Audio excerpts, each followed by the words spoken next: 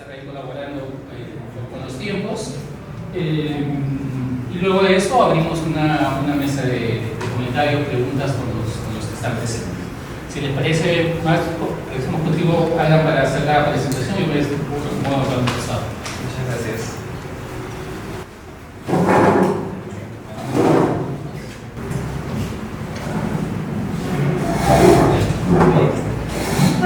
Muchas gracias por estar aquí esta tarde.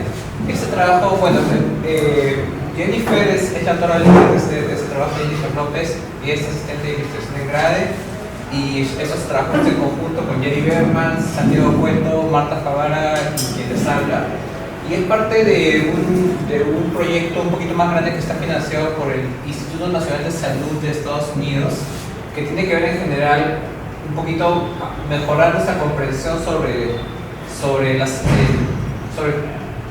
cómo se forman las habilidades cognitivas durante la niñez y además cómo esas habilidades cognitivas luego eventualmente sirven para, digamos, lograr resultados de aprendizaje en el futuro. Entonces, esto lo hemos estudiado en el contexto del estudio de niños de milenios, que es un estudio longitudinal, y básicamente en algún momento del tiempo medimos las habilidades cognitivas y luego cuando ves que las predicen, que fueron medidas en listas previas, y por otro lado, como el estudio siguió, tenemos también que las habilidades que medimos también predicen resultados que fueron observados varios años después. Entonces, en este caso es específicamente lo segundo, cómo las habilidades cognitivas que medimos durante la niñez encontramos que predicen resultados educativos en la adolescencia y juventud.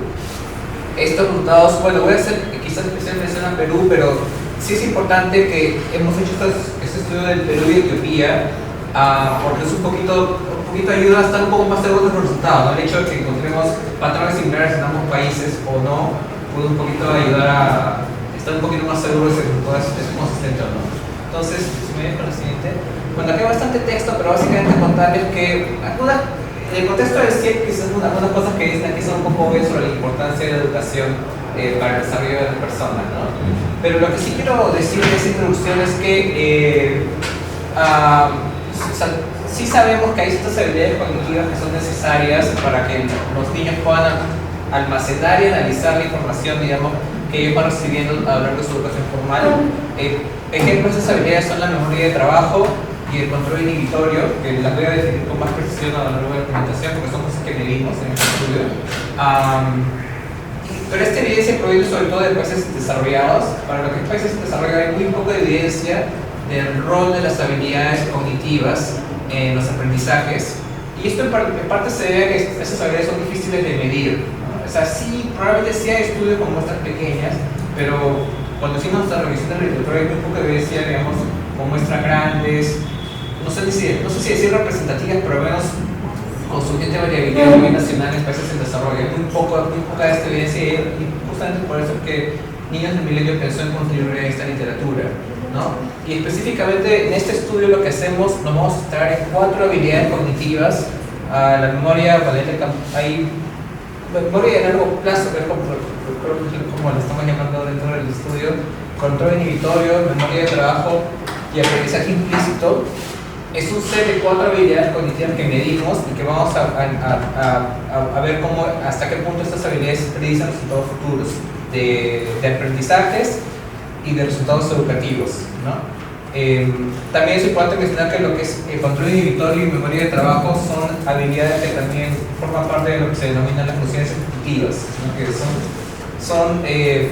son aspectos que nos ayudan a que nos vaya bien, no solamente en el colegio o más allá, sino en la vida en general, ¿no? Hay aspectos que te ayudan básicamente a funcionar de manera correcta para tomar tus decisiones y actuar en general, ¿no? Si vamos a la siguiente, solo brevemente, en caso me quede sin tiempo porque tengo solo 20 minutos para contarles, básicamente buscamos medir hasta qué punto estas habilidades tienen un valor predictivo en resultados educativos en adolescentes y luego en adultos jóvenes. No son dos muestras distintas, son los mismos, solo que en un momento los visitamos cuando eran adolescentes que tenían 15 años y luego los curiosos que visitaron unos años después cuando eran adultos jóvenes en Etiopía y Perú. Entonces vamos a ver hasta qué punto las habilidades que medimos antes de estas visitas se asocian con esos resultados educativos medidos a los 15 y a los 19, 20 años, y hasta qué punto estas predicciones se mantienen constantes en estos países. En resumen, les voy a contar que estas habilidades, de las 4 que medimos, hay 2 que predicen significativamente y consistentemente resultados tanto en Perú como en Etiopía, y son la memoria de largo plazo y la memoria de trabajo. O sea, estas 2 dimensiones de memoria son las que, si ustedes ven las tablas, consistentemente predicen resultados futuros. El aprendizaje implícito parece tener un rol menos importante, y luego voy a explicar que de hecho esperamos que sea así. Mientras que el control inhibitorio, tenemos una hipótesis también formada en ese caso necesariamente, encontramos que sí predice resultados en pruebas de matemáticas, consistentemente, pero solo matemáticas, en los 2 países. Si vamos a la siguiente, entonces para llegar a estos resultados usamos datos del estudio de los niños del milenio, que es el estudio que luego eventualmente también van a estar contar un poco más, porque es un estudio longitudinal de seguimiento de niños y niñas, que tenemos 2 grupos, una cohorte menor que nació en el año 2001 y 2002, que ahora tienen más o menos 20 años, un poquito más, ¿no? Los que tienen 22 años, ¿no? Y una cohorte mayor que nació en el 94-95 y que ahora tiene más o menos 29 años. Entonces, para el día de hoy nos podemos un poquito olvidar de la cohorte mayor, porque no medimos estas habilidades para ellos, solo nos vamos a contar en la cohorte menor. Y visitamos a la cohorte menor en estos 4 países, pero las habilidades cognitivas que he mencionado solo las medimos en Perú y Etiopía, por un tema de hecho presupuestario, etc. Nos hubiera encantado sobre los 4 países, pero solo pudimos hacerlo en 2 países, en Perú y Etiopía, y por eso es que el enfoque es en esos 2 países.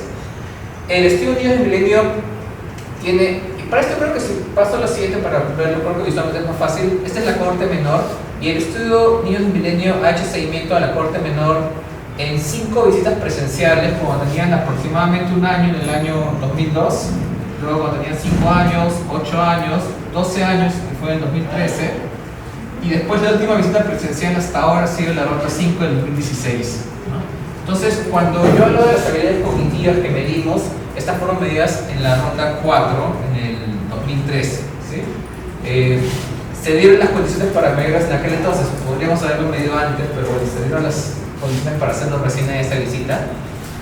Y luego, cuando me refiero a hasta qué punto las habilidades que medimos a los 12 años predicen resultados educativos futuros, me refiero a aquellos resultados observados en el 2016, a la ronda 5, pero también nosotros habíamos planificado ir a visitar a los hogares de las niñas en el 2020, y ya se imaginaron por qué no pudimos hacerlo, pero un poquito rehicimos todos nuestros planes y hicimos una encuesta telefónica con aquellos que tenían teléfono, que no era una cantidad trivial de jóvenes, eran aproximadamente el 90% de la muestra que tenían teléfono. Entonces, obviamente hay que, digamos, con pinzas un poquito, porque puede ser que hay cierta pérdida que es no aleatoria en la muestra, pero es el 90% de los jóvenes que logramos recuperar. Y obviamente hay cosas que no se pueden medir por teléfono, son muy difíciles de medir, pero preguntas como ¿en qué nivel educativo estás? Es fácil de preguntar por teléfono. Entonces sí logramos, para fines de ese estudio, recolectar información súper importante sobre máximo grado alcanzado, quién está en la educación superior, quién está en el colegio, ¿no? Aquí hay una decisión un poquito entre Perú y Etiopía, porque Perú es un país con mucha desigualdad evidentemente, pero más desarrollado que Etiopía. Entonces en Etiopía la pregunta no es quién va a la universidad, sino es quién acaba el colegio, porque simplemente por las condiciones de ese país. En Perú sí es un poco más, no solo quién acaba el colegio, sino quién va a la educación superior. Entonces, por eso van a ver que hay una diferencia. Entonces, este es el diseño, y lo que les quería decir también es que nosotros, la muestra es aproximadamente 2.000 niños en cada país. Luego se reproducieron en el tiempo por mortalidad, un poquito porque a veces los hogares ya son difíciles de ubicar, pero la pérdida muestral es pequeña en general. Y además de seguir estos 2.000 niños, que es un niño en cada hogar, hemos recolectado información adicional para el hermano menor de cada uno de estos niños en cada uno de estos hogares. Si no hay hermano menor, no, pero si lo hay, recolectamos datos, incluyendo sus habilidades cognitivas. También las medimos para sus hermanos menores en el año 2013. Entonces, en algunas estimaciones que quizás no las mencionen tanto detalle ahora, pero sí creo que son importantes, si usamos información tanto de la corte menor, que lo llamaban los niños y niñas índices, es como le llamamos, porque es el niño por lugar que seguimos, comparándolo con sus hermanos menores. En un momento vamos a hacer también esa comparación. Ahora, acá dice Racer, ¿no? Ahorita les explico qué es esto de Racer, porque ese es el aplicativo con el que medimos las habilidades. Si vamos a la siguiente,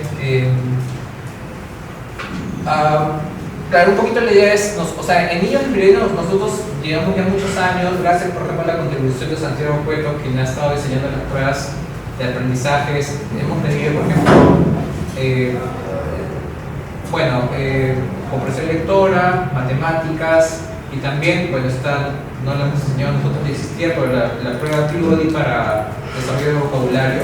Entonces esto te ayuda a entender un poquito qué es lo que esos niños conocen, ¿no? Pero no es propiamente la habilidad. Entonces, lo que nosotros hicimos, se hizo a través de Racer, es obtener mediciones de las habilidades de los niños en determinados ámbitos específicos, ¿no? Para ello trabajamos con una investigadora que se llama Margaret Sheridan, y es una neuropsicóloga que ya tenía este aplicativo hecho, y lo que hicimos fue un poquito adaptarlo al contexto de países como Perú, ¿no? Pero básicamente es un aplicativo que funciona en una tablet, que es la misma tablet que usamos para hacer las encuestas en el 2013. También, una vez que acabamos la encuesta, le dábamos la tablet al niño y le decíamos, bueno, ahora te voy a pedir que tú resuelvas esa serie de tareas. Como estos niños, sobre todo en Etiopía, pero también en Perú, muchos de ellos no habían sido expuestos nunca a una tablet. Estamos hablando hace 10 años, una tablet. O sea, hace 10 años ni yo había sido expuesto a una tablet, para ser sincero. Obviamente, rehicimos un poquito los protocolos. De hecho, al inicio no había nada con la tablet, sino que les mostramos, mira, tú en la pantalla vas a ver esto, y les mostramos un papel, y te vamos a pedir que hagas esto. Y luego pasamos a la tablet. Ahora, igual los chicos en verdad captaban al toque, porque si bien no había tenido mucho contacto con tablets, la manera en que el aplicativo está diseñado es muy intuitivo y no requiere en realidad muchas palabras. Son solamente imágenes que te van explicando lo que tienes que hacer y tú lo sigues. Tiene una parte de práctica, y si no te sale bien, vuelves a practicar, y si no te sale bien, vuelves a practicar hasta que, bueno, hay un número máximo de veces, pero eventualmente ya conoces las reglas y sigue. Entonces, bueno, nosotros le llamamos juegos porque en parte eran como, la idea era un poquito que no se sientan presionados a que estábamos midiendo su habilidad, porque en parte es cierto, ¿no? O sea, si yo tengo un resultado específico de un niño, bien difícil decirle que esa es tu habilidad, te falta tanto, ¿no? Pero esto más funciona a nivel poblacional, donde si tienes mucha gente que lo ha dado, hay niños que lo han dado mejor, otros peor. Entonces tratamos obviamente de que estén tranquilos y no les dábamos ningún tipo de feedback, ni positivo ni negativo. Bueno, les decíamos en general como, vas bien, buen trabajo, independientemente de cómo les iba, decimos lo mismo, ¿no? Y que sigan algunas reglas que tenían que seguir que son parte del procedimiento. Si vamos a la siguiente, estas son las 4 habilidades que medimos. Memoria de largo plazo, por darles un ejemplo, básicamente es la parte de la memoria que usamos para recordar un número de teléfono que aprendimos hace muchos años. Yo sé que para los y las más jóvenes aquí en el salón, eso ya lo que hay en su agenda, pero antes sí teníamos que recordar los números. Y bueno, yo hasta ahora me acuerdo de ciertos números fijos, en fin, ¿no? Pero cada vez es un número de teléfono que has aprendido hace tiempo y te lo tienes que recordar. Eso es un ejemplo en que usas tu memoria de largo plazo. Control inhibitorio es tu capacidad de ignorar distracciones y concentrarte en una sola actividad, ¿no? Que por ejemplo es la habilidad que usaríamos en un salón de clases si tenemos que escuchar al docente y evitar la tentación de mirar el WhatsApp en el teléfono, por ejemplo, ¿no? Memoria de trabajo también es un aspecto de la memoria, pero es más del momento, es la parte de tu memoria que utilizas para tomar notas mientras alguien está hablando, ¿no? La persona sigue hablando, tú tienes que tomar notas de lo que la persona acaba de decir mientras sigues escuchando. Entonces esa es la parte de nuestra memoria de trabajo. El aprendizaje implícito, esta es una habilidad específica porque realmente es una habilidad, como Margaret, que es la persona que diseñó esta habilidad primitiva, es como le dicen a veces memoria muscular. Básicamente es la parte de tu cerebro que utilizan, por ejemplo, para volver a subirte una bicicleta después de tiempo y vas recordando cómo manejarla, pero es difícil que te expliques cómo es que te acuerdas de manejar la bicicleta si no te lo sabes hacer, porque de alguna manera tu cerebro aprendió a hacerlo, pero bueno, Margaret podría explicarlo un poquito, pero básicamente esta es una cosa muy primitiva y en cierto sentido no esperaría que sea tan afectada por, mejor dicho, perdón, es algo que no necesariamente la mayoría de personas le va bien en esto, eso es lo que quiero decir. Independientemente de que haya pasado pobreza en la vida o no, de que haya sido un buen colegio o no, la mayoría de gente está bien en este aspecto. Pero claro, estas habilidades sí varían mucho más las tres de arriba. Entonces, si vamos a la siguiente, voy a hacer solamente un par de ejemplos de habilidades, por ejemplo, pero para medir la memoria de largo plazo, básicamente el niño vería esto en la tablet y básicamente el encuestador le explicaría, mira, una de estas 4 imágenes está asociada o emparentada a esta. Ahora, no hay ningún patrón, entonces inicialmente el niño tiene que adivinar y alguno está asociado. Entonces la primera vez en realidad tienes que probar y adivinar, pero luego te la volvemos a mostrar un rato después y ahí sí, lo que te hacemos hasta qué punto te acuerdas. Y lo hacemos 3 o 4 veces para darte chances y lo hacemos luego, pasaba como media hora y lo volvíamos a repetir. Y realmente el test de memoria de largo plazo era cuando pasaba media hora y de improviso tenías que volver a ver estos pares y ver si te acordabas cuál era el par. Entonces, si vamos a la siguiente, Elena. Entonces, para este caso ese es el par, pero simplemente no hay ningún patrón, ¿no? Simplemente tienes luego que recordar que ese es el par. Ese es un ejemplo de cómo se ve de hecho ese es el tutorial de la tablet. Primero eso es lo que el niño ve y luego es lo que le pedimos que repita, ¿no? Y tienes algunas chances para practicarlo y tienes hasta 3 chances de practicarlo y luego que comienzas, luego ya el juego inicia y normalmente tomamos unos 108 minutos para que lo completen. Pasamos a la siguiente. Esa es otra de las tareas, esta es la de memoria esa es la de control inhibitorio. En este caso en la tablet te mostraron un circulito amarillo y uno rojito. Entonces, acá no les voy a mostrar el tutorial con tiempo, pero básicamente cuando aparece el círculo amarillo, tienes que presionar este círculo amarillo. Pero cuando aparece el círculo rojito con estas rayitas negras, la instrucción es que tienes que presionar al lado opuesto donde estaría el circulito rojito, en el otro lado de la tablet. Pero estas imágenes van muy rápido, entonces normalmente tu impulso es que cuando aparece el círculo presionas donde está ahí, que está bien cuando aparece el amarillo. Entonces esto no mide control inhibitorio, pero cuando aparece el rojito, tienes como que en un instante como que inhibirte, presionar el rojito y presionar al otro lado. Y acá lo que medimos es la rapidez con que lo haces en milisegundos y la precisión, porque a veces puede ser que presionaste, pero por aquí tendrías que haber presionado en el otro lado. Acá no les voy a mostrar el tutorial entonces mejor le pasamos por temas de tiempo. Y luego dentro de memoria de trabajo, donde básicamente en la tablet te muestras estos círculos, a veces un círculo, a veces 2, a veces 3, y luego el círculo desaparece, pasan unos segundos y tú tienes que recordar dónde estaba el círculo y presionar ahí. Entonces acá medimos la precisión, o sea, básicamente medimos la distancia, o sea, si el círculo estaba aquí y tú luego presionaste acá lejos, la distancia, mientras más lejos estés, más cerrado estuviste, más impreciso, ¿no? Entonces, cuando solo hay un círculo, esta no es la prueba de memoria de trabajo, es cuando aparecen 2 o 3 y pasa un tiempo largo entre que la pantalla desaparece y te pedimos que presiones. Entonces, cada prueba tiene una prueba donde mides la habilidad, en este caso de memoria de trabajo, y tiene una prueba bien básica, que no mide la habilidad, es como simplemente, en general mide qué tan rápido es uno la tablet, de manera muy general, ¿no? Esta es una variable de control en la estimación y esta es la variable que finalmente utilizamos. Esto me lo voy a tener que pasar. Sí, no, me lo paso porque ya estoy quedando sin tiempo. Me paso los ejemplos. También. Entonces, ya les he dado unos ejemplos de cómo se miden las habilidades con Razer. Al final lo que nosotros hacemos es estimar una ecuación lineal donde los resultados educativos observados a los 15 años o a los 19, 20 años, en Perú por ejemplo, se explican por un set de habilidades cognitivas fundamentales medidas en estos juegos que les acabo de mostrar: memoria de trabajo, de largo plazo, aprendizaje implícito, control inhibitorio. Cada una de estas variables está estandarizada con medidas y variables de segundo, de manera que un valor más alto implica que tienes un mayor nivel de habilidad. Lo medimos de diversas maneras, pero al final es estandarizado de esa forma. Y la estimación controla por cómo te fue en el jueguito de la línea de base, el jueguito más básico, controla por características del niño, del hogar, controla por ciertas condiciones cuando viste la prueba, y tiene efectos fijos de comunidad, que es como que controla por características de la comunidad en la que el niño vive.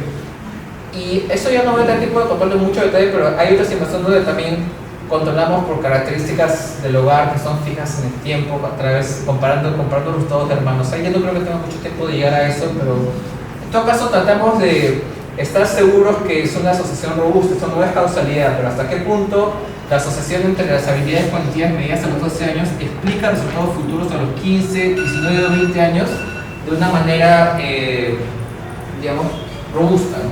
Entonces, vamos a ver ya los resultados, ya me quedé sin tiempo, pero esto también lo podemos pasar. Acá se está, bueno, estas listas son muy detalladas, pero este es Perú, y lo que ven es que en memoria de largo plazo predice resultados en la prueba de vocabulario, en la prueba de matemática y en comprensión lectora, por aproximadamente 14 puntos de una desviación estándar. Lo mismo en Etiopía, memoria de largo plazo predice PPT, vocabulario, matemáticas y comprensión lectora en los dos países. Esto es, ojo, 3 años después. Esto es Reisel me dio los 12 años y estos resultados a los 15 años. Lo mismo con la memoria de trabajo, working memory. También predice siempre en el caso de Perú y siempre en el caso de Etiopía. Control inhibitorio solo predice matemáticas, pero consistentemente, ¿no? Si vamos al siguiente. Esto ya estaba quizás un poquito más difícil de explicar en detalle, pero sí tengo que decir que cuando pasaron a uno que también predice no solamente resultados de aprendizaje, sino también el grado más alto alcanzado a los 15 años, también es memoria de largo plazo, memoria de trabajo, en el caso de Etiopía también, e inclusive cuando a los estudiantes de 20 años la probabilidad de que estés matriculado en la universidad, en el caso de Perú, o haber acabado el colegio, en el caso de Etiopía, en menor medida, pero también se explica por memoria de largo plazo y por memoria de trabajo en el caso de Etiopía, ¿no? Entonces son unas sociedades bastante robustas. Entonces, vamos a la siguiente. Esa es ya como ya me quedé tiempo, pero creo que les he transmitido la parte central. En conclusión, si encontramos que esas habilidades cognitivas que medimos a los 12 años en Perú y Etiopía predicen resultados de aprendizaje a los 15 años, grado más alto alcanzado a los 15 años y eventualmente inclusive la probabilidad de haber accedido a la educación superior en Perú o de haber acabado el colegio en Etiopía, especialmente la memoria de largo plazo y la memoria de trabajo son las más consistentes, y también control inhibitorio. En el caso del control inhibitorio predice el resultado de la prueba de matemáticas, y eso también es bien robusto, ¿no? Entonces, básicamente desde una perspectiva de revocación política, básicamente los resultados un poquito justifican la necesidad de invertir en el desarrollo de habilidades que eventualmente son relevantes para el éxito educativo. Entonces, este es un poquito el mensaje que queremos dejar y podemos luego conversar de estos resultados. Gracias. Gracias, Alan. Parece que pasamos con invertir en la educación de sus hijos para que estos puedan terminar o continuar y no abandonar sus estudios. Y fue así que nos animamos a hacer un seguimiento telefónico en pandemia, haciendo entrevistas semiestructuradas. Con los retos que implica para un estudio cualitativo, de no poder entrar necesariamente en profundidad, pero sí debo decir que a mí me sorprendió mucho la posibilidad de recoger información a partir del teléfono, pero debo reconocer también que mucha de la información que se recogió, de la calidad de la información que recogimos en ese momento, está relacionado también a que este es un estudio longitudinal. No era un estudio nuevo, no eran chicos que no conocíamos, no eran familias que no conocíamos, sino más bien eran chicos con los cuales yo había hablado desde que tenían 6 años y para el momento del recojo de información tenían más o menos 18 años. Entonces, la construcción del vínculo estaba dado, entonces, digamos, volver hacia ellos, recordar y, digamos, recoger sus experiencias fue un proceso que, al ser un estudio longitudinal, fue mucho más simple, digamos, de hacer y que permitió poder realizar entrevistas largas a profundidad que duraban más o menos entre 1 hora, algunas horas y un poquito más, ¿no? Estas son, digamos, la presentación de ahora es producto de 2 publicaciones y la última está a cargo de, bueno, yo soy la coautora, pero también está Adriana Albán, que es también asistente estudio Niños del Milenio, cuantitativo, y Gina Crivello, que es una investigadora en Oxford. Entonces, ¿qué cosa? Siguiente, el contexto, digamos, del estudio, ¿no? Lo que ya sabemos todos, digamos, es que la población joven ha sido la población identificada como la más impactada o la más vulnerable frente a la situación de la pandemia, ¿no? Sobre todo porque es en ellos que vamos a ver las consecuencias a futuro, digamos, que han podido experimentar, tanto en sus estudios como en su desempeño laboral, quizás en la formación de familia, ¿no?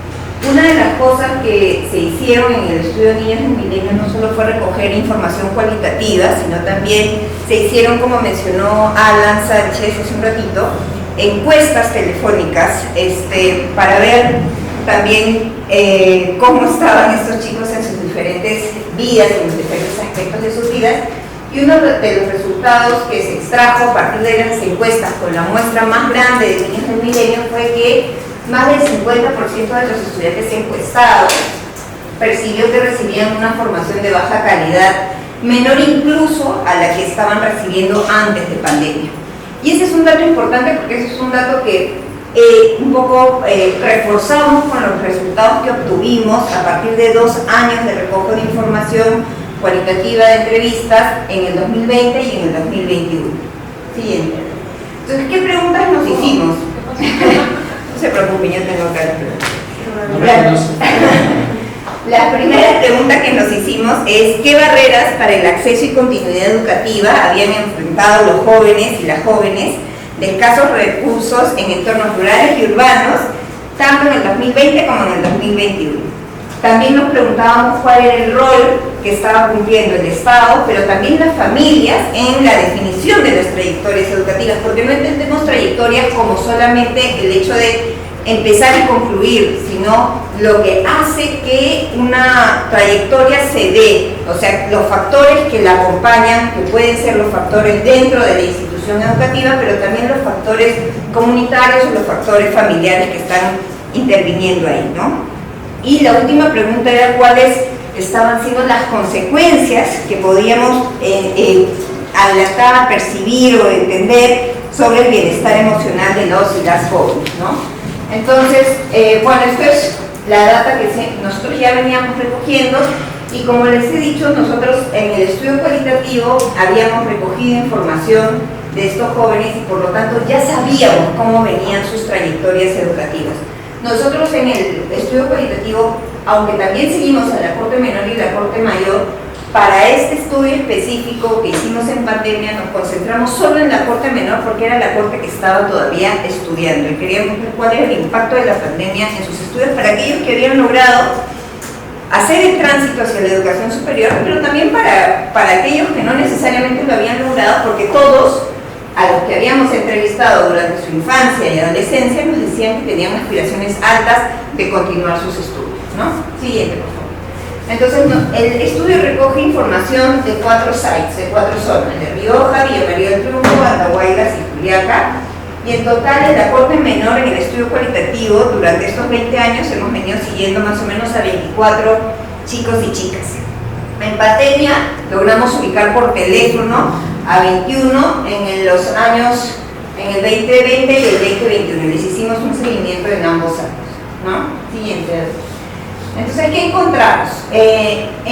Acá les voy a contar los resultados el resumen de resultados de ambos años, ¿no? Primero es importante dar cuenta que cuando, no sé si recordarán, a veces parece un tiempo lejano, pero cuando estuvimos en la pandemia y se cerró todo, el Estado tuvo una respuesta relativamente rápida con respecto a la educación, ¿no? Se pensó, demoró un poquito, pero no fue que el Estado se cruzó de brazos y dijo no se hace nada, ¿no? Sí hubieron respuestas estatales importantes que fueron que fueron percibidos claramente por estos chicos y que fueron reconocidos particularmente como muy útiles para aquellos jóvenes que veían con más riesgo, digamos, la posibilidad de dejar la educación porque estaban transitando hacia una educación virtual. Y ahí se señaló, por ejemplo, el hecho de que hubieran becas de continuidad, no sé si recuerdan la beca de continuidad educativa que se hizo específicamente para jóvenes que estaban en riesgo de dejar su educación por la pandemia, pero también se entregaron dispositivos electrónicos, ¿no? Se entregaron computadoras, en algunos casos tablets, en algunos casos chips, para que pudieran acceder a sus clases virtuales, ¿no? Entonces esta respuesta, que tampoco fue tan rápida, pero fue importante, digamos, fue, por ejemplo, en el área rural de Andahuayla fue bien útil, ¿no? Los chicos que vivían en comunidades que habían tenido que emigrar de la ciudad para su comunidad, vieron con mucha entusiasmo y con mucha utilidad el hecho de haber recibido este apoyo estatal, porque les permitía la conexión, porque les permitía no perder y no interrumpir su educación, ¿no? Sin embargo, lo que vimos entre el 2020 y el 2021 fue que esto que surgió, que fue un apoyo importante para que los chicos no dejaran su educación, sufrió un desgaste, ¿no? ¿Qué pasó? Que luego de haber recibido primero los dispositivos, luego estos dispositivos tuvieron que devolverse, ya no se los volvieron a dar porque la prolongación de la virtualidad no fue solo un año, fueron 2. Para el segundo año muchos ya se vieron en el ¿qué hago? Porque ya no tengo necesariamente el mismo apoyo, no todos recibían becas. Entonces, ¿qué pasa ahí? El apoyo del Estado comienza a un poco fraccionarse, digamos, y las familias son las que se ven obligadas a asumir el rol de continuidad de sus hijos, ¿no? Es el primer impulso que había tenido el Estado, que si bien es importante para darle continuidad, no fue sostenible en el tiempo cuando se alargó la virtualidad. Y las familias son las que asumieron los costos. Muchas de las familias rurales, además con el boom de las conexiones de internet, decidieron pagar planes, pero eso suponía sacrificar algunos gastos a nivel familiar para pagar planes de conexión en el área rural, por ejemplo, o de comprar o adquirir dispositivos para tal o cual cosa, ¿no? Entonces, pero sí es cierto que al principio sí demoró un poco y muchos jóvenes rurales, incluso algunos, se vieron, una chica en particular de uno de los estudios de caso, de hecho comenta, por ejemplo, que tuvo que dejar de asistir mucho a sus clases porque tenían que compartir el mismo dispositivo con su hermano, ¿no? No tenían muchos dispositivos para que todos en el hogar adquieran los estudios dentro del hogar, ¿no? Siguiente, por favor.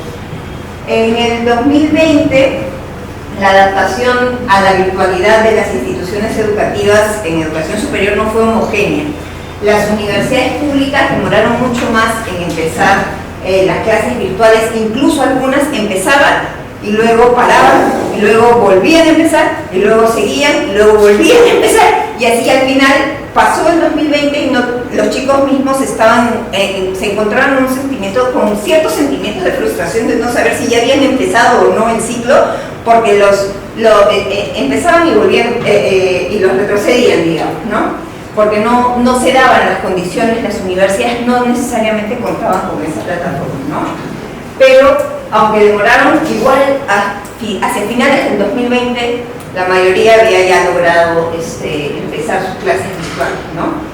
A pesar de no haber sido el mundo ideal, digamos, durante la pandemia, los estudiantes percibieron la oportunidad de acercarse al mundo tecnológico y virtual gracias a la pandemia, sobre todo los estudiantes de áreas rurales, que no tenían que señalaron no haber tenido conocimientos de dispositivos electrónicos antes de pandemia. Tuvieron que aprenderlo, fue difícil, costó, pero lo vieron como una oportunidad, digamos, porque a veces nos concentramos solo en el lado negativo de la pandemia, pero eso fue un lado positivo que los jóvenes desde su propia percepción señalan, como esa aproximación a la tecnología que no habían tenido y que creían que no iban a tener si es que no hubiera habido pandemia, ¿no? Surgió la oportunidad de acceso a estudios también y socialización virtual entre jóvenes de distintas partes del país. Esa es otra de las percepciones importantes que salió en los jóvenes, que era que ya no solo podías estudiar con la gente que conocías o con la gente de tu entorno comunitario o un poco más de provincia, sino que ahora podías incluso estudiar con gente que vivía en otras partes del Perú, que estudiaba en la costa, que estudiaba en la selva, pero eso también los hacía enfrentarse a retos y a distintas situaciones, ¿no? Porque también había, como vamos a ver un ratito, no necesariamente la comprensión, o sea, era muy difícil manejar la diversidad de los contextos de los alumnos de distintas partes de la región, de distintas partes del país, ¿no? Por ejemplo, las brechas de conexión no eran fáciles de superar para los jóvenes rurales, ¿no? Aquí dicen, ¿no? Por ejemplo, una joven rural dice, ¿no? Los docentes de Lima, bueno, ellos te dicen, tienen que conectarse como sea, tienen que ver el tema de su internet con anticipación. O sea, ellos no pasan, o no les ha pasado que se les va el internet, porque está en un lugar, pues, donde no llueve, ¿no? Entonces, sentían que no siempre los comprendían con respecto a estas cosas. Hay mucha percepción de los jóvenes referida a la calidad educativa asociada principalmente al rol docente, ¿no? Y a la infraestructura virtual que podían tener acceso en este contexto. En el 2020 ellos percibían que sus docentes no estaban preparados para la virtualidad y poca flexibilidad de las instituciones hacia la vulnerabilidad de dinámicas familiares, ¿no? O sea, los horarios para estudiar son de 8 a 2. No importa si es que la familia tiene que comer, no importa si la familia tiene que trabajar, todos están en pandemia, todos han regresado a su ruralidad. No había, para muchos era difícil porque habían tenido que regresar a su entorno rural a trabajar, a compartir las dinámicas económicas de la familia que en ese momento estaba tratando de superar una situación en crisis, pero que no coincidían con los horarios educativos, ¿no? En el 2021 los jóvenes se sienten más adaptados al formato virtual, es cierto, pero siguen cuestionando algunas estrategias pedagógicas de sus docentes. Sentían que se prendía la computadora y que el docente simplemente hablaba y era como que muy monótono, faltas de estrategias de los docentes para hacer las clases más dinámicas. Entonces, para muchos era como más fácil, pero con la limitación de no saber o la paradoja de es más fácil, pero no estoy segura de si estoy aprendiendo. Estoy avanzando en mi carrera, pero no estoy seguro de cuál es, o sea, qué tanto conocimiento estoy adquiriendo realmente que me va a servir para mi desempeño profesional futuro, ¿no? Que era lo que ellos percibían en lo que decían, ¿no? Bueno, está bien porque estoy avanzando, pero también estoy plagiando más, estoy haciendo más, digamos, estoy avanzando más o menos, ¿no? Entonces, por ejemplo, aquí otra joven de universidad dice, ¿no? A través de las pantallas no sabes qué están haciendo los alumnos. Algunos están durmiendo, no sé, no es como presencial, pues que teníamos ánimos de aprender. Ahorita ya estamos avanzando virtualmente en las clases y no tienes esa confianza, se puede decir, para preguntar algunas dudas al profesor. Creo que la enseñanza virtual como que está pésimo, ¿no? No es como la presencial, ¿no? Y esa era una constante en las percepciones de estos jóvenes y de estas jóvenes, ¿no? Siguiente. Un tema importante de mencionar es que las mujeres en general mencionaban que tenían que realizar actividades paralelas en el hogar de cuidado y actividades domésticas junto con sus estudios, ¿no? Entonces, eso generaba para ellas ciertos obstáculos o barreras en sus aprendizajes. No sabían que, por más que tenían el celular y estaban cocinando o atendiendo al menor que estaba viendo Aprendo en Casa o viendo otras cosas, sabían que no necesariamente estaban entendiendo lo que se estaba dando en ese momento, pero también contaban con la opción de volverlo a escuchar en otra oportunidad, ¿no? Los estudiantes de educación superior técnica mostraron mayor preocupación por la baja calidad de la formación que estaban recibiendo y las consecuencias que éstas tenían sobre sus trayectorias educativas. A diferencia de los que estudiaban en universidad, la mitad de nuestra muestra, de los 21, estaba estudiando en educación técnica y ellos eran los que más preocupación tenían por ese desarrollo profesional que estaban teniendo. Sentían que lo que estaban aprendiendo no necesariamente les iba a servir para su desempeño laboral futuro, porque las habilidades técnicas que se aprenden con la práctica no las estaban adquiriendo porque justamente estaban teniendo una educación virtual. Siguiente. Y algo bien importante que salió fue el tema del bienestar emocional y educación virtual de emergencia, ¿no?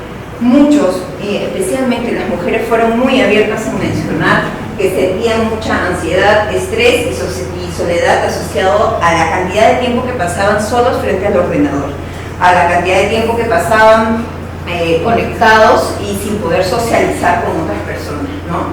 Y habían también sentimientos de desigualdad y exclusión asociados al lugar de residencia y condición económica, ¿no? Que era lo que mencionaba referido a la falta de comprensión de dónde estoy yo como alumna. No necesariamente era algo que, o sea, para los estudiantes no había una comprensión de parte de sus docentes sobre el manejo de la diversidad, ¿no? Por ejemplo, aquí dice esta chica, es muy estresante que los docentes, algunos no son de Lima, ¿no? Tenemos una docente, no le gustan nuestras respuestas en los exámenes, es como que ella quisiera que hagamos lo que ella piensa. De manera virtual uno no se expresa porque te silencian el micrófono, no puedes expresarte como si estuvieses frente a frente. A veces no nos conectamos a tiempo y pasa lista y el profesor no nos entiende. En esta zona de la selva llueve demasiado y el internet cuando llueve se va, pues se pone lento, es porque a veces no nos entiende, ¿no? Siguiente. Entonces, una cosa, o sea, los dos factores importantes es que a pesar de las respuestas que se tuvo desde el Estado para frenar un poco la deserción, para que los chicos no abandonen del todo sus estudios, el nivel socioeconómico sin duda tiene un rol fuerte en que algunos interrumpan sus estudios en la muestra que seguimos, ¿no? La agudización de la escasez de los recursos económicos influye en el hecho de dejar los estudios de algunos jóvenes que tuvieron que hacerlo, ¿no? Y determinan que adquieran dispositivos electrónicos. Al no poder hacerlo, dejas los estudios, tampoco puedes acceder a trabajos, tu familia pierde economía, entonces tú tienes que comenzar a participar de las actividades de negocio familiar, ¿no? Y eso también iba de la mano junto con el momento en el tiempo en el que estaban estos chicos.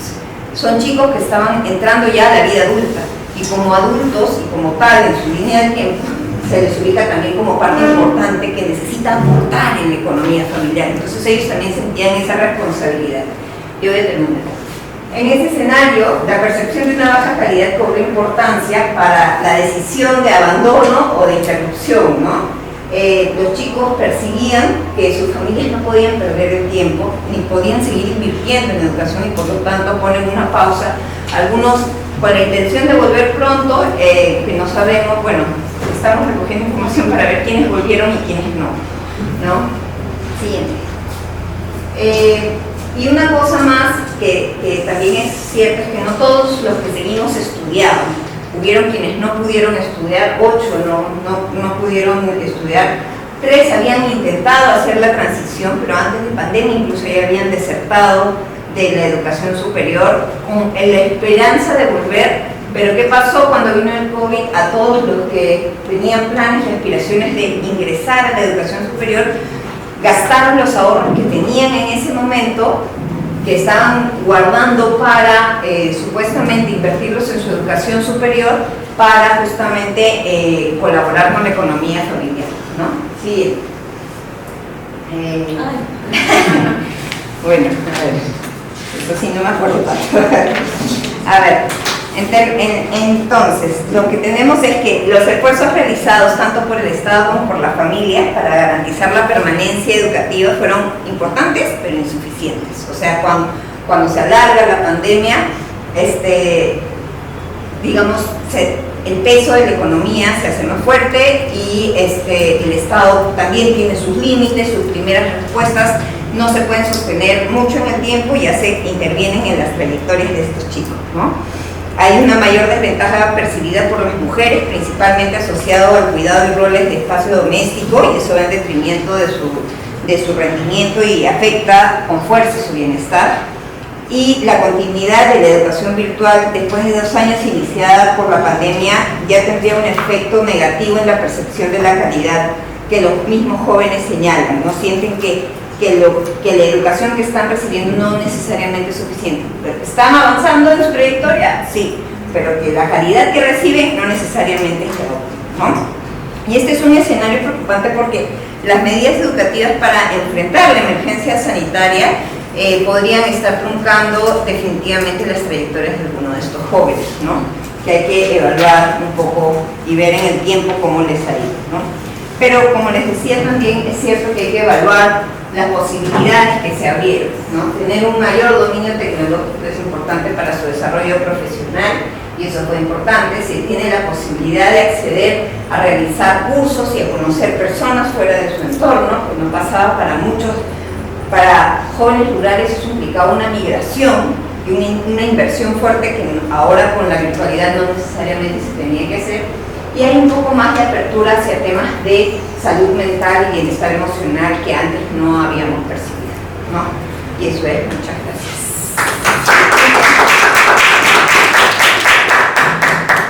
Los documentos de investigación son estos dos, los pueden descargar gratuitamente de la página de Niños del Milenio o de Grado. Gracias, Vanessa. Y concluimos con Alan para ver sobre las PEC. Muchas gracias. Gracias, Alex y Vanessa.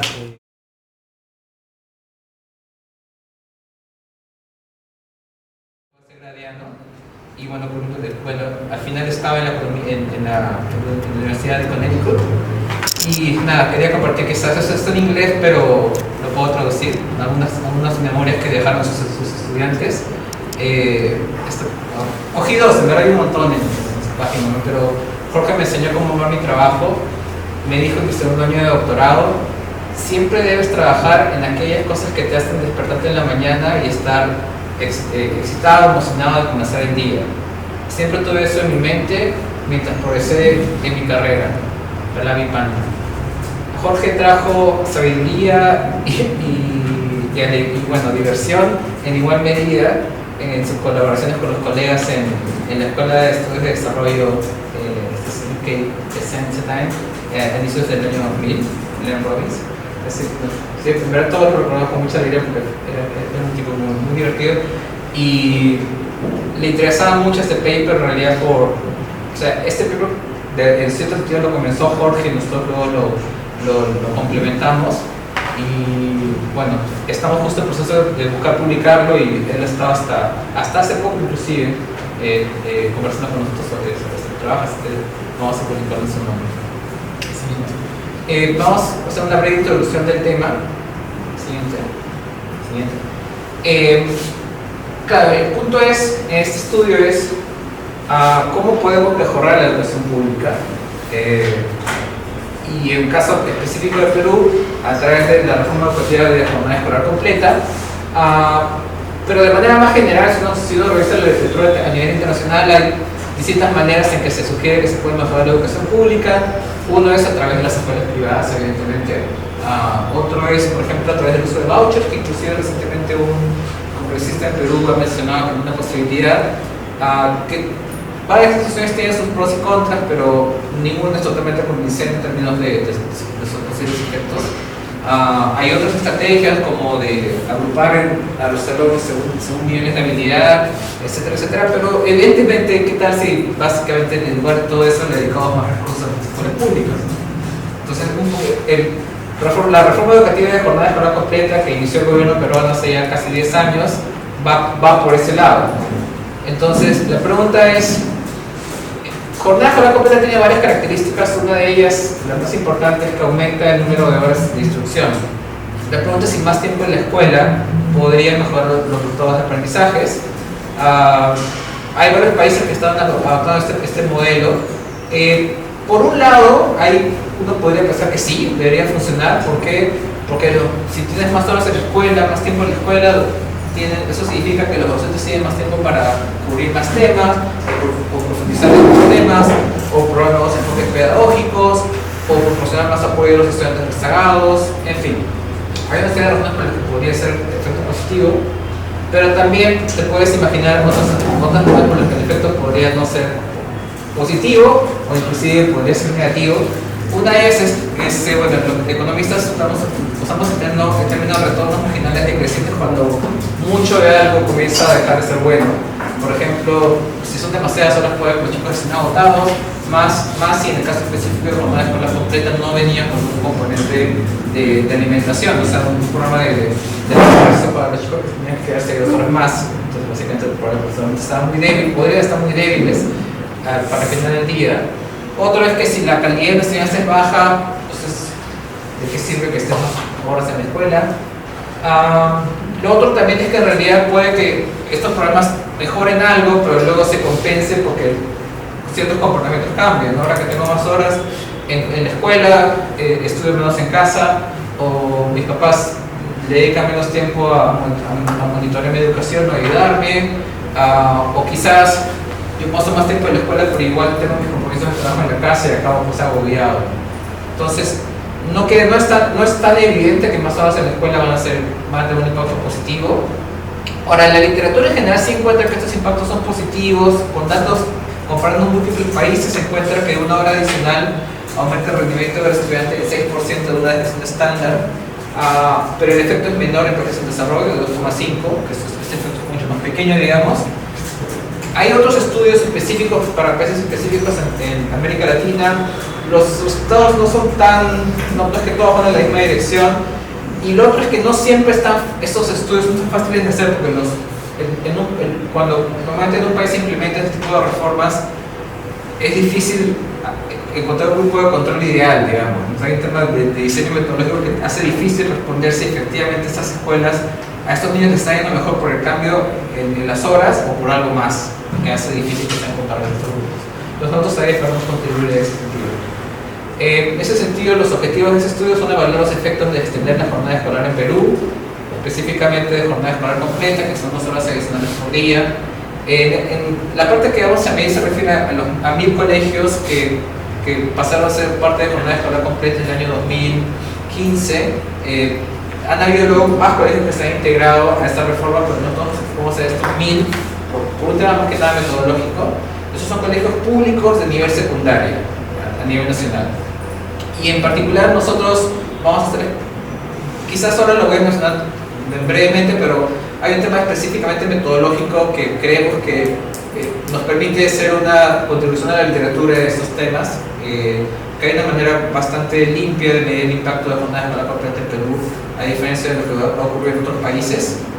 Pero además una contribución de este PP está en entender los mecanismos, ¿no? Y en parte esto explica por qué Jorge y yo y nosotros hicimos un equipo, porque Jorge tenía parte del análisis ya hecho, pero le faltaba la parte de mecanismos, y ahí creo que juntamos también.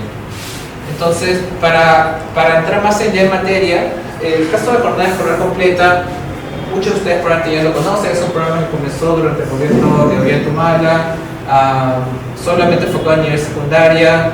La idea era que siga creciendo, obviamente, no ha llegado a crecer como se esperaba, pero esta primera parte básicamente implica a aproximadamente 1000 escuelas que fueron parte de la reforma Jeque en 2015. Estos colegios eran elegibles según una serie de características, ¿no? Tenían que ser escuelas públicas primero, tenían que trabajar solo turno mañana, eso implica que es una escuela grande en realidad. Tenían que tener al menos 8 secciones, ahorita vuelvo a esto que es importante. Tenían que tener, en general, ser escuelas grandes, porque luego sobre ese espacio iban a implementarse una serie de cosas adicionales. Esto de las 8 secciones, como conversábamos con Jorge, fue un poquito arbitrario, ¿no? O sea, digamos, era un tema presupuestal, pero si la gran mayoría de colegios tienen 5 secciones a nivel secundario, uno por grado. Luego algunos tienen 6, otros tienen 7, otros tienen 8, 9, 10, 40, 50. Pero si vas viendo por presupuesto, hasta 8 sesiones te alcanza. Perdón, sí, pues si pasas a tener de 8 sesiones a más te alcanza, pero si pasas de 7 a más ya se vuelve más costoso. De 6 a más se vuelve también más costoso. Entonces, en parte por un tema presupuestario un poco arbitrario fue que se escogió este umbral de que el colegio tenía que tener al menos 8 secciones. O sea, pueden ser 5, no sé, 4, típicamente supongo que sería 2 salones de primero de secundaria, o 3 salones de primero de secundaria, 2 de segundo de secundaria y el resto solo una sección. Sí. Disculpa, Medalla, supongo que es parte de la investigación, pero yo estuve en ese momento y en realidad fue una decisión absolutamente arbitraria donde escuelas que no tenían alumnado, por eso que estaban vacías, y eran malas escuelas, fueron escogidas. Entonces yo supongo que eso después sale lo que ustedes nos van a presentar. Vamos a invertir sobre eso. Pero acá cuando me refiero a la arbitrariedad de la regla lo digo en el buen sentido, en el sentido de que un colegio de 7 secciones y un colegio de 8 secciones no son fundamentalmente distintos. Es tan arbitrario que de hecho es útil comparar cómo colegios que tienen 8 secciones y que fueron parte de la reforma les ha ido en comparación a colegios que tenían 7 secciones y no fueron parte de la reforma. A eso se lo quería llegar y en ese sentido la arbitrariedad es útil para fines de evaluar el impacto del programa. En verdad, había más colegios seleccionados originalmente, pero luego la lista se redujo según un decreto, según una resolución ministerial que salió ese año, ¿no? La ampliación de la jornada escolar implicó 10 horas lectivas semanales adicionales, que se equivalen a 2 horas adicionales diarias, pero no solamente implica las horas adicionales de instrucción, sino 3 componentes de apoyo en pedagogía, gestión e infraestructura. Si vamos a la siguiente, eso es por no que esta parte en inglés, pero sí quisiera dar atención a que las horas de matemáticas aumentaron de 4 horas por semana a 6, las de comunicaciones de 4 a 5 y en general hubo aumentos en varias materias, aunque estuvieron constantes. Pero me enfoco mucho en matemáticas y comunicaciones porque esos son aspectos que sí se observan en la ESE en particular. Entonces, si vamos a la siguiente. Pero además del número de horas adicionales, al menos la intención fue que, que los colegios G mejoren aspectos pedagógicos, por ejemplo, con apoyo extra para profesores, en particular el programa de acompañamiento pedagógico, también de idea era que tengan, bueno, en ese caso, digamos, salarios mayores porque dictaban más horas, entonces era evidente que tenían que tener mayores salarios. Tenía que haber un componente de mejora en la enseñanza de inglés para estudiantes, tenía que haber un componente de educación para el trabajo para estudiantes, tenía que haber un componente de más apoyo para los coordinadores. Claro, todos en nuestros alumnos no podemos ver que todo esto, si todo esto ocurrió o no, excepto en algunos casos como acompañamiento pedagógico. También la intención era que haya mejoras en la gestión escolar, bueno, sobre todo más personal y mejor organizado, y mejoras en la infraestructura física y el soporte de tecnologías de información, como por ejemplo más laboratorios de inglés. Algunas de estas cosas se pueden ver en los datos, otros no. Vamos a la siguiente. Entonces, usamos una serie de bases de datos, el centro escolar, la evaluación censal de estudiantes, y con la evaluación censal de estudiantes y con el censo escolar podemos ver en particular el impacto de jornada escolar completa en los puntajes en las pruebas de matemáticas y comunicaciones a nivel nacional, y en otra serie de resultados. Y luego además usamos datos de semáforo escuela para ver hasta qué punto el programa se asocia con impactos en la gestión, en el personal, los programas que están disponibles dentro de la escuela, inclusive en la infraestructura. Usamos datos de la ENDO para ver si es que el programa tuvo o no impactos en el uso del tiempo de los docentes y sus actitudes y características. Y usamos datos de niños de milenio, el estudio que hemos estado dando al inicio, para ver si es que el programa G tuvo, además de tener impactos en matemáticas y comunicaciones, tuvo impactos en las habilidades socioemocionales, o en las habilidades técnicas, o en el uso del tiempo de los niños y niñas. Entonces, vamos a la siguiente, y a la siguiente. Acá, básicamente, en resumen, la idea es que la arbitrariedad de la regla es útil para fines de evaluación de impacto, porque al fin y al cabo vamos a comparar colegios que tenían 8 secciones y que fueron elegibles para jornada escolar completa versus colegios que tenían 7 secciones y que no eran elegibles, ¿no? Entonces, de hecho, algunas de las estimaciones solo comparan esos dos grupos, pero de manera más general es un diseño de regresión discontinua, donde la primera etapa vemos la probabilidad de que el colegio sea G según esa regla en particular, o sea, nos enfocamos en esa regla y no en el resto, y luego vemos el impacto de ser G sobre los resultados que les mencionaba. Vamos a la siguiente. Voy a ir un poquito rápido porque tengo varios cuadros, pero solamente me voy a enfocar en aquellos que creo que considero más importantes. Este sí es importante porque muestra que cuando pasas de tener de 7 secciones a 8 secciones, es que aumenta considerablemente, bueno, de casi 0 a casi 50% de la probabilidad de que el colegio sea GEC. No aumente el 100% porque había otros requisitos, no era el único requisito tener 8 secciones, pero era uno de los más importantes. Entonces nosotros usamos este evento, digamos, para luego eventualmente identificar cómo colegios que se convirtieron en GEC por esta regla arbitraria, si a los alumnos les fue mejor o no que alumnos que no estaban en colegios GEC porque tenían una sección menos. Entonces es la parte específica de la metodología. Esta primera parte simplemente muestra, pero tal vez en inglés, que efectivamente la probabilidad de que el colegio participe en la reforma educativa de jornada escolar completa GEC aumentaba si tenías 8 secciones o más en casi 50 puntos porcentuales, tanto si usas toda la muestra de colegios a nivel nacional, como si te enfocas en la parte urbana, que es donde están predominantemente los GEC, inclusive solo colegios que tienen de 7 8 secciones. Sigamos a la siguiente.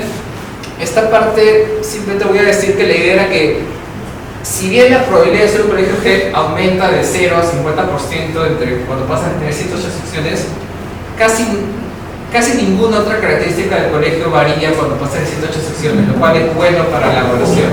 Quiere decir que es una literal la regla que lo único que está variando es que te convertiste en GEC a raíz de la reforma, porque nada más varía en ese umbral. Sigamos a la siguiente. Lo mismo en las características de los estudiantes. Sí, básicamente nada varía en el umbral, que son características predeterminadas que no tendrían por qué variar, pero sí varía la probabilidad de que sea GEC. Vamos a la siguiente. Y a la siguiente. Y esto es lo que vamos a empezar. Este es el resultado principal. Primero encontramos que el hecho de que el colegio participe en la reforma educativa GEC mejora los resultados de las pruebas de matemáticas medidas a través de la S. Toda la muestra es el 24% de una dimensión estándar, pero digamos que la muestra más robusta, digamos, sería solo colegios urbanos con turno mañana, que son los elegibles. Básicamente lo que es el mismo, ¿no? Aumenta el resultado, mejora el 23% de una dimensión estándar. También una manera alternativa de verlo es que la probabilidad de que el niño tenga una nota correcta para su grado aumenta en casi 6 puntos porcentuales, ¿no? Entonces este es el resultado más fuerte que encontramos. En comunicaciones, el resultado ahí parece robusto, pero luego haciendo unos resultados, unas pruebas sexuales no es tan robusto. O sea, cuando hablamos del impacto GEC no nos enfocamos tanto en comunicaciones, a pesar de que ahí sí parece robusto, pero van a ver que nosotros en los ejercicios robustes como que este resultado a veces desaparece. Entonces, más que nada, sí de matemáticas. Como dije que más o menos era 20% de una estándar. Este cuadro muestra desde la literatura internacional que reformas o programas que tienen un impacto de 20% de una estándar en las pruebas de aprendizajes, se considera que sus impactos en general son grandes. No son tan grandes como otros, que son realmente gigantes, pero son apreciables. Entonces, digamos, el impacto de jornada escolar completa ha sido no solamente estadísticamente significativo, sino sustancial. Sí quisiera mencionar que estos son impactos medidos con datos de 2016 en la ESE, ¿no? O sea, no queda tan claro que luego estos resultados sean persistentes o no. Eso sí es importante, es corto plazo en ese sentido, ¿no? Tengo un poquito tiempo. No, esto mejor no lo da. Jorge se molestaría, pero no tengo tiempo de mostrar. Estos también es una serie de episodios de robustez donde lo único que voy a decir es que si ven que acá matemáticas sí sobrevive, es estadística sí significativo, pero comprensión lectora no, comunicaciones no. Entonces ya por eso tampoco voy a tener tiempo. Quiero más ir a los mecanismos. Siguiente, también siguiente, sí, entonces es más metodológico, pero en el paper está, que es público. Mecanismos, ¿qué cambió? O sea, ¿por qué es que hay impactos positivos? ¿No? Ahora, nosotros solo podemos observar lo que las cosas nos permiten, ¿no? Entonces, por construcción es un ejercicio limitado, pero sí observamos que en el uso del tiempo de los niños pasaron 2 horas más en el colegio y pasaron haciendo menos cosas en su casa, casi 1 hora menos de ocio, casi media hora menos de labores domésticas, casi media hora menos de trabajo familiar no remunerado. Pero lo importante es que no se redujo mucho sus horas de estudio fuera de la escuela, que son típicamente en casa. Lo que quiere decir es que en el neto los estudiantes estudiaron más. No es que aumentó el tiempo en la escuela y se redujo en la casa de igual medida. Eso es bueno. Entonces, una primera cosa es que pasaron más tiempo estudiando. Con datos de semáforo escuela y de la ENDO, pudimos ver que el acceso a tecnologías de la información en los colegios aumentó en casi, bueno, considerablemente, de 0 a 1 casi, ¿no? Aumentó el personal disponible, aumentó el apoyo pedagógico en la escuela, que esto básicamente es acompañamiento pedagógico, que eso se observa en semáforo escuela, y también en la ENDO, que los colegios que tenían una mayor probabilidad de tener acompañamiento pedagógico. Varias cosas muy significativas, pero cada una que surge un poco como relevantes, más entrenamiento para el docente. Entonces, sigamos a lo siguiente rápidamente, pero en lo que es apoyo pedagógico para el docente acá, lo más importante creo yo es, bueno, que el colegio tenga psicólogo, que el colegio tenga acompañamiento pedagógico. Estos aspectos aumentaron en los colegios GEC en comparación a los colegios que no eran GEC. Entonces, eso parece ser una consecuencia de la reforma. Y eso podría haber también explicado en cuanto a los resultados que hayamos en aprendizajes. Y ya estoy cerrando, sí. Bueno, acá a través de otra base de datos vemos que los docentes reciben acompañamiento pedagógico en mayor medida. Eso sí es importante. El número de cursos que los profesores dictaron se redujo. O sea, es decir, como que nuestra interpretación es que GEC les permitió especializarse. En lugar de tener que dictar muchos cursos, dictaron una menor cantidad de cursos, y quizás eso también les ayuda a especializarse y a que les vaya mejor en el desarrollo de su pedagogía, ¿no? Dicho esto, en muchos aspectos no se observó cambios en los docentes. En su uso del tiempo no hay ningún cambio observable, en sus actitudes o nivel de satisfacción tampoco hay ningún cambio. Entonces, también hay que, o sea, así como resaltó donde había impacto, también puedo destacar que en algunas instituciones no hubo impacto. Y si vamos a la siguiente, solamente decir que además, a nivel de los niños, usando la base de datos de niños de Milenio, encontramos que los niños que asistían a colegios G también mejoraron sus aspiraciones para acceder a la universidad, mejoraron sus niveles de autoeficacia y autoestima, y mejoraron, aunque esto es autorreportado, su nivel de inglés, aunque esto es autorreportado, no decimos un test de inglés, ¿no? También mejoraron su acceso a medios digitales, que consistente con las mejoras en TI por el lado de lo que ofrecía GEC, ¿no? Entonces, ya para eso que realmente hay que pasar, sí, en conclusión, digamos, lo que encontramos es que las escuelas, o sea, que GEC tuvo un impacto en las habilidades en los resultados de matemáticas especialmente, y que si queremos entender un poquito los mecanismos detrás de esa mejora que es robusta, que es a nivel nacional, es que, bueno, por un lado estas escuelas recibían más apoyo pedagógico, especialmente acompañamiento pedagógico, había más acceso a salas de computadora, por ejemplo, había más personal, más psicólogos, también más, hasta inclusive problemas de seguridad. Los docentes se especializaron más en ciertos cursos, aunque nada, poco más cambió, como uno hubiera esperado, docentes más motivados, con mayor nivel de satisfacción, y eso no ha pasado, y es importante destacar, ¿no? Y por el lado de los estudiantes, vemos que ellos pasaron más tiempo estudiando en la escuela y en el neto, y mejoraron sus competencias socioemocionales y habilidades técnicas. Entonces también eso podría haber ayudado a aplicar los resultados que hemos encontrado, ¿no?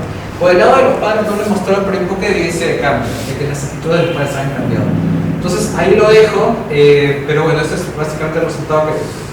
Sí, ahí lo dejo porque... pero básicamente creemos que esto puede abrir el debate para decir si el mecanismo debería ser invertir más en las escuelas públicas para mejorar la calidad de la educación. Gracias.